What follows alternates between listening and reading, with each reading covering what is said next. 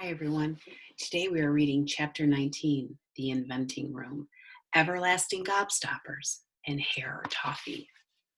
When Mr. Wonka shouted, "Stop the boat!" the Oompa Loompas jammed their oars into the river and backed water furiously. The boat stopped. The Oompa Loompas guided the boat alongside the red door. On the door it said, "Inventing Room, Private, Keep Out." Mr. Wonka took a key from his pocket, leaned over the side of the boat, and put the key in the keyhole. "This is the most important room in the entire factory," he said. "All my most secret new inventions are cooking and simmering in here." Old Fickergrubel would give his front teeth to be allowed inside just for 3 minutes. So would Prodnose and Slugworth and all the other rotten chocolate makers. But now, listen to me. I want no messing about when you go in. No touching, no meddling, and no tasting. Agreed? "Yes, yes," the children cried. "We won't touch a thing." "Up to now," Mr. Wonka said, "nobody else, not even an Oompa Loompa, has ever been allowed in here." He opened the door and stepped out of the boat into the room. The 4 children and their parents all scrambled after him. "Don't touch," shouted Mr. Wonka, "and don't knock anything over." I'm going to show you a quick sketch inside of this inventing room. You can see Mr. Wonka lifting the lid. Not sure why my light just went out, but it did. There we go. And there's some of the children and parents behind him. You can see the pots all bubbling.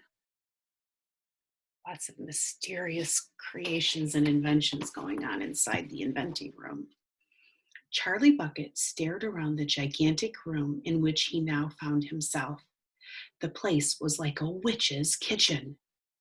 All about him, black metal pots were boiling and bubbling on huge stoves, and kettles were hissing, and pans were sizzling, and strange iron machines were clanking and sputtering, and there were pipes running all over the ceilings and walls, and the whole place was filled with smoke and steam and delicious, rich smells.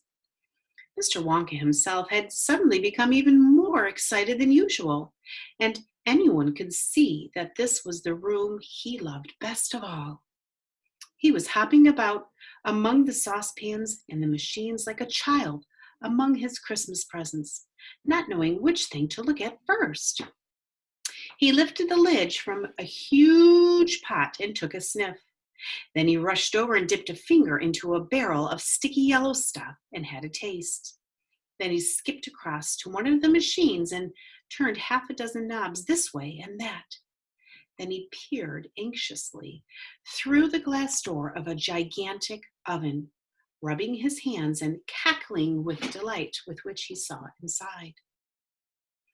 Then he ran over to another machine, a small, shiny affair that kept going put, put, put, put, put, put, put, put, put, put. And every time it went put, a large green marble dropped out of it into a basket on the floor. At least it looked like a marble. Let's look at that picture one more time of all the steam and the pipes and the pots and all the magic that is being created inside of that inventing room. "Everlasting Gobstoppers," cried Mr. Wonka proudly. "They're completely new.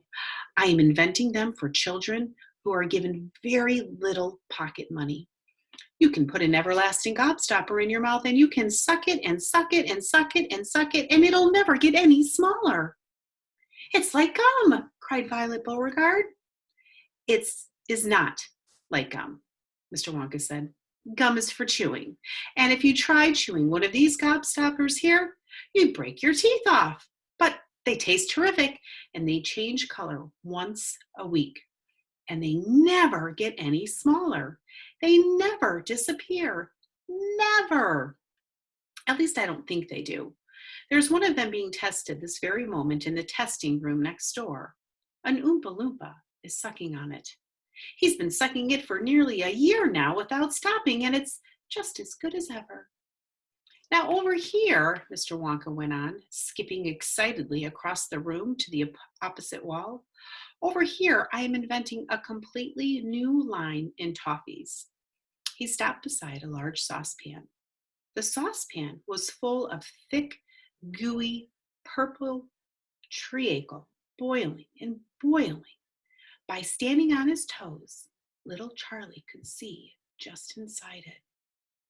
That's hair toffee, cried Mr. Wonka. You eat just one tiny bit of that. In exactly half an hour, a brand new, luscious, thick, silky, beautiful crop of hair will start growing out all over the top of your head, and a mustache, and a beard. It would suit you very well, said Mr. Wonka, but unfortunately, the mixture is not quite right. I've got it too strong. It works too well.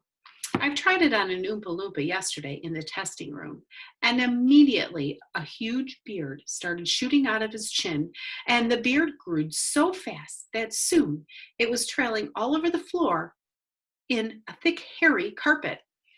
It was growing faster than we could cut it. In the end, we had to use the lawnmower to keep it in check. But I'll get the mixture right soon. And when I do, there will be no excuse anymore for little boys and little girls about with bald heads. But Mr. Wonka, said Mike TV, little boys and girls never do go about with. Don't argue, my dear child. Please, don't argue, cried Mr. Wonka. It's such a waste of precious time. Now, over here, if you will, all step this way. I will show you something that I am terrifically proud of. Oh, do be careful. Don't knock anything over. Stand back. And that is the end of chapter 19. On Monday, we will continue with the great gum machine. I all hope you have a really wonderful, peaceful weekend. Tomorrow's supposed to be a beautiful sunny day, so I hope you can get outside and enjoy that weather. Have a great weekend, everyone. Bye.